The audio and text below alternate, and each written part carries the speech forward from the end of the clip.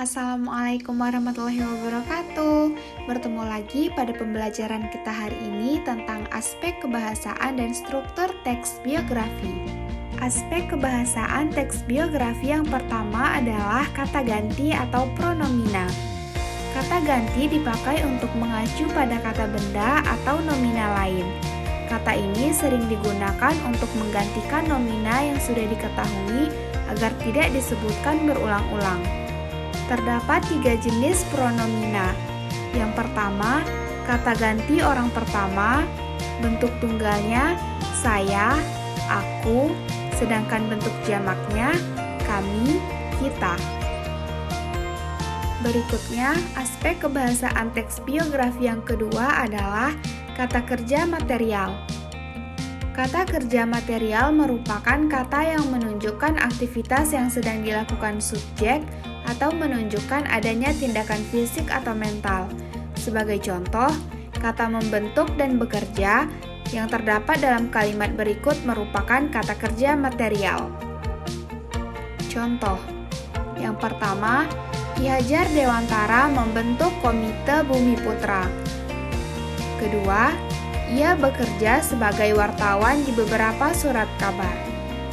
Aspek kebahasaan teks biografi yang ketiga adalah kata sifat atau adjektiva.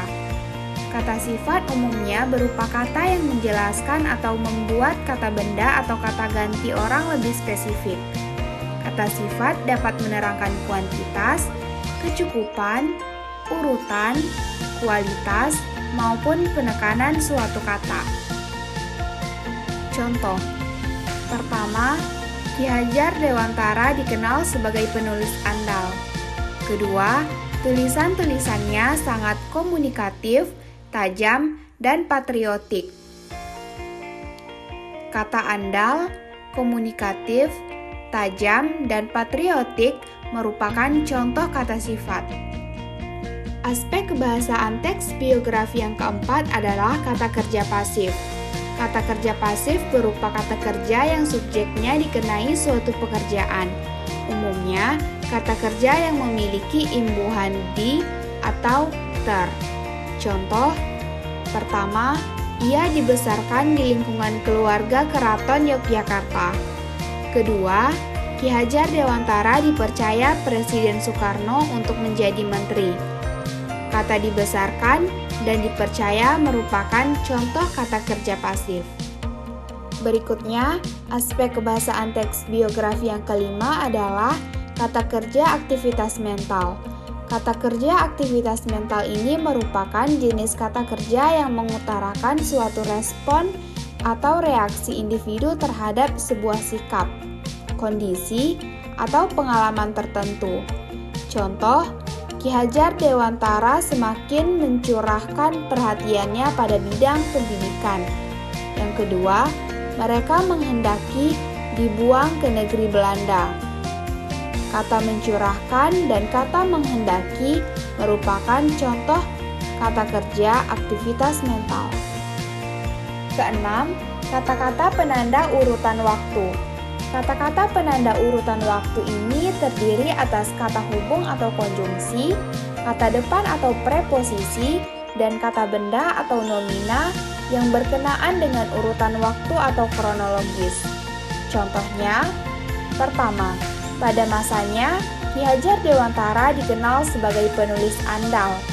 Kedua, akhirnya mereka diizinkan ke negeri Belanda sejak Agustus 1913. Contoh ketiga, kegiatan menulisnya ini terus berlangsung hingga zaman pendudukan Jepang. Dan contoh terakhir, setelah kemerdekaan Indonesia berhasil direbut dari tangan penjajah. Kata pada masanya, akhirnya, hingga, dan setelah yang dicetak tebal warna putih merupakan contoh kata-kata penanda urutan waktu. Ketujuh, kata serapan. Kata serapan merupakan kata yang berasal dari bahasa lain. Contohnya, kata yang terdapat dalam teks, yaitu kata komunikatif. Asalnya dari bahasa asing, communicative. Kaidah penulisannya C di depan A, U, O dan konsonan menjadi K, sedangkan if dalam bahasa Inggris menjadi if dalam bahasa Indonesia. Struktur teks biografi. Yang pertama, orientasi, kedua, peristiwa atau kejadian penting, dan yang ketiga, reorientasi. Pertama, orientasi. Orientasi merupakan pengenalan tokoh atau gambaran awal mengenai identitas tokoh atau sosok biografi. Orientasi umumnya berisi nama, tempat, dan tanggal lahir, latar belakang keluarga, serta riwayat pendidikan. Struktur teks orientasi terdapat pada paragraf pertama dan kedua.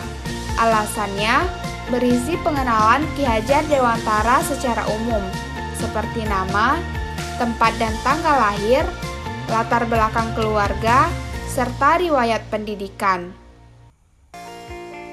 Struktur teks biografi yang kedua yaitu peristiwa penting. Berisi berbagai kejadian saat tokoh mengalami masalah, peristiwa menyenangkan, menyedihkan, atau mengesankan hingga akhirnya mengantarkannya mencapai mimpi, cita-cita, dan kesuksesan. Struktur teks yang berisi masalah atau peristiwa atau kejadian penting terdapat pada paragraf 3-9. Alasannya, berisi permasalahan hidup atau kejadian penting atau peristiwa yang pernah dialami oleh Ki Hajar Dewantara. Struktur teks biografi yang terakhir yaitu reorientasi. Bagian ini berisi pandangan, ulasan, atau pemikiran penulis secara pribadi atas biografi tokoh yang dikisahkan. Reorientasi ini bersifat pilihan semata, jadi boleh ada maupun tidak ada. Terima kasih dan sampai jumpa pada pembelajaran kita berikutnya.